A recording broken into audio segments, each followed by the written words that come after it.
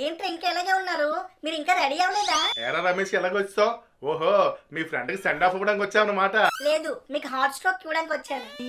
ఏం లేదు నాన్నగారు, వాడు కూడా మనతో హైదరాబాద్ వస్తా అంటున్నాడండి, అందుకే రమ్మన్నాను. ఒరేయ్, ఏం మాట్లాడుతున్నావురా? నువ్వే బొక్క అనుకుంటే నీకంటే పెద్ద బొక్కని తీసుకొస్తావు నీ వెనకాల. ఇప్పుడు ఇక్కడికి అయ్యే ఖర్చు అంతా ఎవడు పెట్టుకుంటాడే?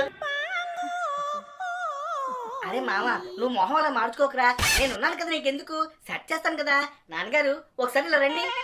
వచ్చాను, అది చెప్పింది చెప్తావు. నాన్నగారు, మీరు అని ఎక్స్ట్రా లగేజ్ కింద చూస్తున్నారండి, కానీ ఆ దగ్గర 5,000 రూపాయలు ఉన్నాయండి. దాంతో నా చిల్లర ఖర్చులు అయ్యి కొట్టుకుపోతాయి. ఇంకొకటి, మనం ఎంత లగేజ్ పట్టుకుని ఆ ఊరంతా తిరగలమా? అదే వాడు అన్నాడు అనుకో, కూలి డబ్బులు కూడా మిగిలిపోతాయి. ఒకసారి ఆలోచించండి. అరే, నువ్వు చెప్పింది బాగానే ఉంది కానీ మరి టీటీ గడుస్తే ఏం చెయ్యాలరా? దానికైనా అంత భయపడిపోతున్నారు? ఒక్క 2 నిమిషాలు ముక్కు మూసుకుని బాతులో దాక్కున్నాడు అనుకోండి, అంతే, గండం గట్టెక్కేస్తుంది. నాకు తెలుసురా, మొన్న నా తర్వాత మన వంశం పేరు నిలబెట్టేవాడు నువ్వేరా. నన్ను ఆశీర్వదించండి నాన్నగారు. అమ్మా, అబ్బా, నడుము పట్టింది. నాన్నగారు, మీకు అక్కుర్తి కాకపోతే ఎంచక్క ఆ ఓలా క్యాబ్ బుక్ చేయొచ్చు కదా. చూడండి, ఆ డొక్క ఆటోలో తీసుకొచ్చారు.